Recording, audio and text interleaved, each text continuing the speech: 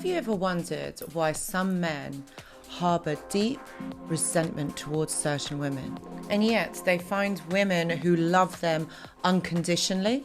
Why is it that men hate women and they are not able to love? Today, we're going to explore this concept, the complex dynamics between men who hate women and women who love them.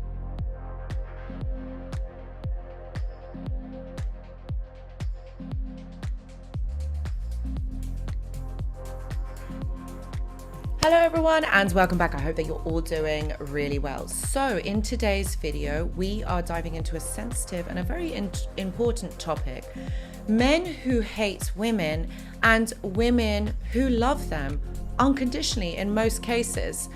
And we'll explore the psychological roots of what's going on here and understanding why some men develop these feelings in the first place. So we're going to look at the psychological and the social factors that actually make up this dynamic and contribute to this misogyny. But before we do, my friends, I just want to say that I do go live on this channel at the end of every month on a Tuesday. But I would say to you, do check out the community tab because I do post on there when I'm going to be going live. Please do also hit the subscribe button and the bell button because it will tell you more when I'm going to be going live.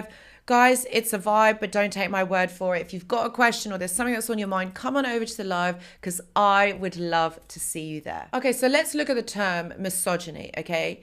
It is a dislike or a contempt for or an ingrained prejudice against someone, against women in this case. And this often stems from deep-rooted psychological issues, societal influences, and personal experiences. So understanding this can really help why this will happen. Guys, if we really break it down, it really does stem from childhood experiences. These are often negative in nature. And it's usually, if it's a man, then it will be the mother that they have an issue with. All right, so there will be a love-hate relationship. And I see this quite a lot in narcissistic dynamics, particularly sociopathic, psychopathic, so the dark triad in those types of dynamics. So it's where the male who is in one of those dark triads, what happens is they develop this deep-rooted or deep-seated emotion towards their mother. And the reason for this is something called either the Oeidupus complex or the Electra complex. So I'll explain it here. It's usually where there's been negative or abusive relationships between maternal figures and the child. And in that, I mean, boundaries have been broken, but also the main aspect of nurture and love have not been given correctly in these cases. So where the child has relied on the maternal figure to provide love, safety, and nurture, the maternal figure has failed, or they have emotionally bleeded or blended this, meaning they might have asked the son to emotionally support them. They might have disclosed a bit too much information where the child had not been able to cope with that information or what was being said.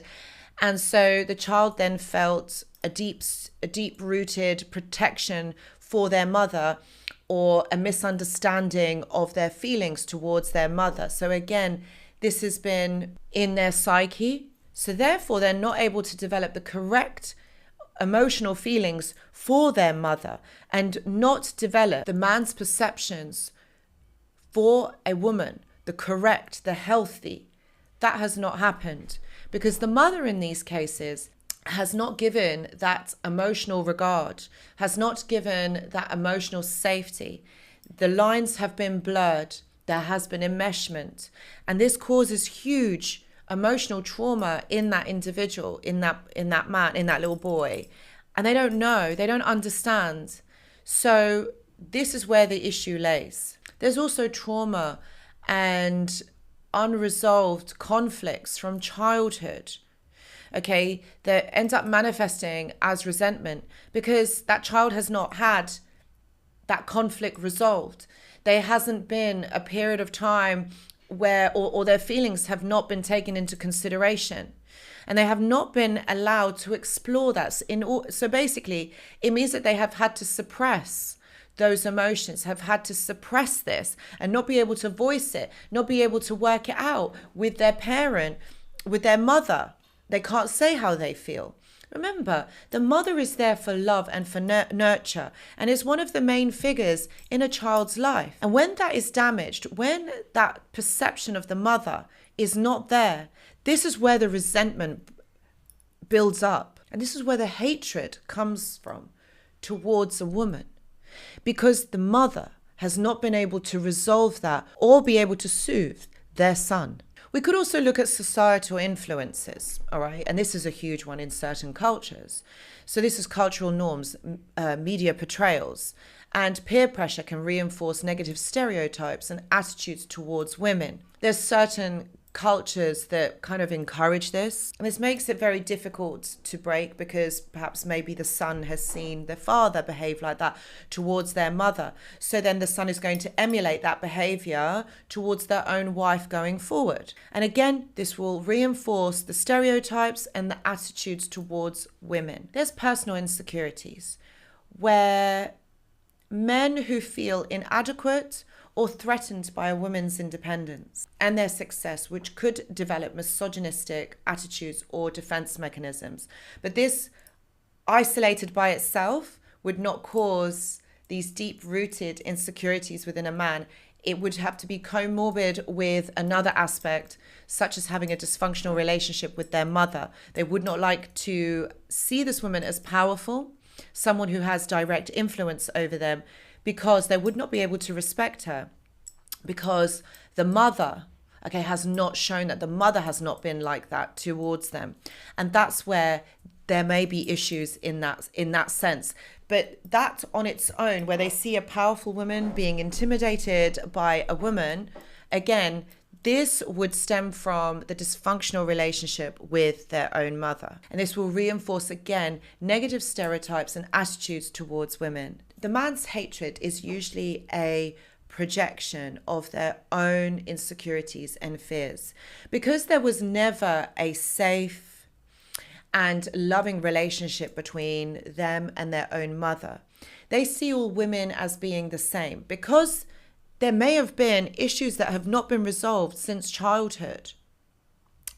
And then they go into adulthood, they go into a relationship with a woman, and they regard this woman, their wife or their girlfriend, in the same way as they would their mother. So they have a preconceived idea that women are dangerous, judgmental, are awful. And that is why something like this is an idea, something that has been normalized in their childhood. They grew up thinking this. So getting into a relation, and they do get into relationships, because at the start they are able to be kind, they are able to be understanding. And this, as time goes on, these real issues do come up, and a man ends up hating their girlfriend, their wife, and they don't want to leave, because the wife or the girlfriend really loves this man unconditionally and can see that actually these misconstrued or misconceived ideas come from a much deeper rooted sense or relationship between their mother and them. The other thing you've got to remember is that some women like to be in these kind of relationship dynamics, or better still, they don't know any better, where they don't believe that they deserve any better, or they believe that they can change this man for the better, and they're constantly trying to fix their partner. I think that all of us have been guilty or one or two of those things in our lives, but then ultimately we realize that we can't change this person. This person is this person, and we can't change them, and we have to see them the way that they show up in our lives, the way that they show up to the table. We're hoping to love and support and transform our partner, but we realize that this is not something that we are going to be able to achieve, not something that is going to happen so easily. And at some point, this behavior, we accept it. We see it as normalized. But again, For the woman, it's the projection of her own insecurities and their fears. So the two actually become a mirror. The two of them actually mirror each other in their own insecurities, their own fears that are coming up. And for some women, this dynamic can make them feel important and valuable, even if the relationship is toxic. This could also be learnt behaviour by the female, by the woman. Women who grew up in environments where misogyny was normalized might subconsciously seek out similar relationships. So there's a whole aspect as to why women end up loving these types of individuals. At first, it's not going to be so obvious, but as time goes on, we may even sink into a pattern of wanting to change or fix our partner for the better. We can save them. We can be the ones that can save this individual. And we quickly realize that actually this is really challenging. This is really, really difficult and near enough impossible that we cannot make this happen. There's also for a woman the fear of loneliness, the fear of not being able to move on and have another partner. The fear of being alone can drive some women to stay in unhealthy relationships, believing that any relationship is better than none. These women cannot be on their own. They feel not good enough. And this fear can trap them into an emotional dependency and an abuse. If you find yourself in a relationship with a misogynistic partner, it is important to recognize these signs and to protect yourself. It is important for you to recognize the signs early on. Don't make excuses. Don't see it for what you want it to be, for what you wish this relationship could be, rather than actually see it for what it really is. Pay attention to how your partner treats women. Perhaps maybe when you're going out, when you're in a restaurant. Pay attention to how he treats another woman and what he says. Perhaps does he belittle them? How does he treat other women around him? Okay, this will give huge indications of what's going on. And also identify how this person treats you. I would also encourage you to seek support.